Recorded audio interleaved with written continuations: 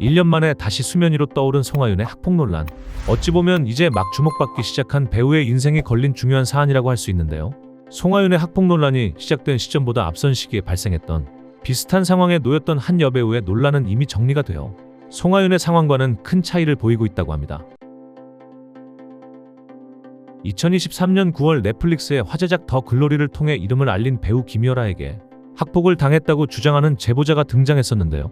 제보자는 김유라가 학창시절 유명한 일진이었으며 지속적인 괴롭힘과 폭행을 당했다고 주장했습니다. 이에 대해 김유라 측은 두 사람 사이의 사건은 매우 개인적인 일이었으며 지속적인 괴롭힘과 폭행이 아니다, 친구 사이 잘잘못과 오해로 인한 다툼이다라며 학폭을 부인하는 즉각적인 입장을 전했습니다. 하지만 논란의 불씨는 점화됐고 더군다나 학폭을 소재로 한 작품에서 가해자 중 한 명으로 열연을 펼치며 주목받게 된 김유라는 자신의 삶을 연기했다, 인생 연기가 아니라 인생이었네라는 등의 대중의 조롱과 질타를 받으며 출연 예정이던 방송과 작품에서 연이어 고배를 마시게 되었습니다. 다만 이미 출연 중이던 뮤지컬 프리다는 하차하지 않고 정상 스케줄을 소화했지만 결국 그에 대한 대중의 시선은 더욱 싸늘해질 뿐이었는데요. 이후 김유라는 손편지를 통해 방황으로 인해 당시 일진 무리에 속했었다, 하지만 누군가를 악의적으로 괴롭히거나 폭언 및 폭행에 가담한 적은 없었다라며 자신의 입장을 꾸준히 대중에게 호소했고 잠정적인 활동 중단에 접어들었습니다. 해가 바뀌어 2024년 4월 김유라의 소속사는 공식 입장을 통해 김유라와 당사는 지난해 불거진 일련의 사안에 대해 당사자들과 만나 오랜 기억을 정리하며 서로 이해하는 시간을 가졌다, 그리고 각자의 삶을 응원하기로 했다. 이번 사안을 겪으면서 김유라는 스스로를 더욱 엄격하게 되돌아보고 책임있는 사회인이 되기 위해 무엇을 해야 할지 고민하는 시간을 보냈다. 또한 대중에게 받은 사랑을 보답하기 위해 무거운 마음으로 성실하게 인생을 다시금 다져나가겠다는 입장을 소속사를 통해 전해왔다라며 그동안 자신의 학폭 논란이 마무리되었음을 전했습니다. 이어 김유라는 뮤지컬 무대로 복귀해 대중들과 만나며 본격적으로 활동을 재개한 상태입니다.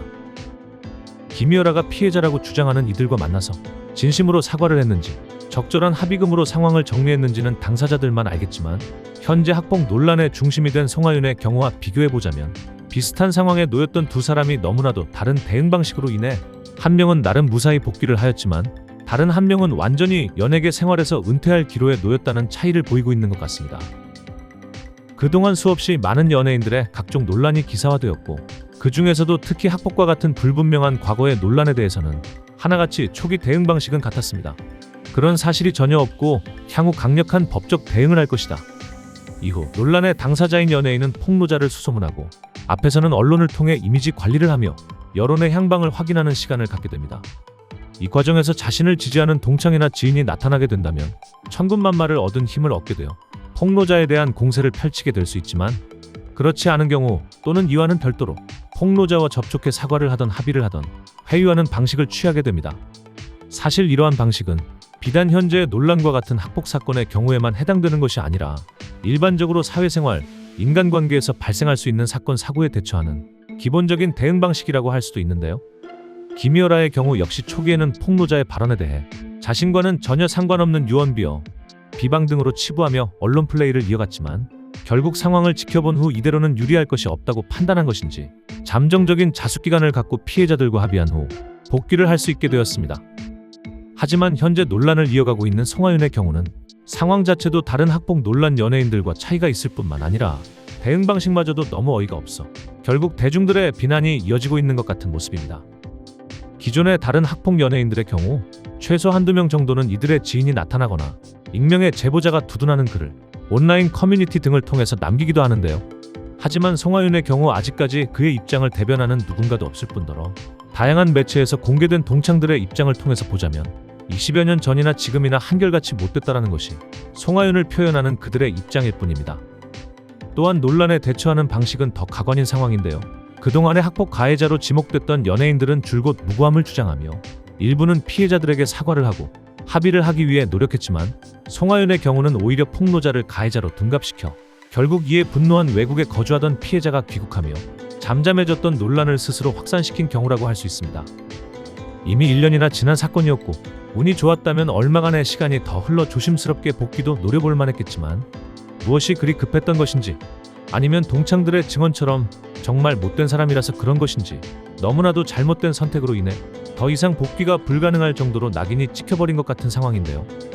오랜 무명 시절을 견뎌내고 드디어 인생 작품을 만나 주목을 받고 화려한 날개짓을 하며 스타의 반열에 들어설 수 있게 된 순간, 적지 않은 배우 또는 연예인들이 과거의 발목이 잡혀 선택의 기로에 놓이게 됩니다. 최근 몇 년 사이 김이어라와 송하윤은 새롭게 가능성을 보였던 라이징 스타가 될 수 있었던 배우였습니다. 하지만 비슷한 상황에 놓였던 두 사람은 꽤나 다른 선택을 함으로써 한 사람은 이제 다시 재기의 시작을 알리게 되었지만 다른 한 사람은 새로운 길을 찾아야 할 상황에 놓이게 된 것처럼 보여지는 상황입니다. 현재 송하윤과 관련한 소식의 댓글 중에는 정말 미안했다라는 사과 한마디가 뭐가 그리 힘들다고 상황을 이렇게까지 만드냐라는 비난과 안타까움이 섞인 글을 쉽게 찾아볼 수 있습니다.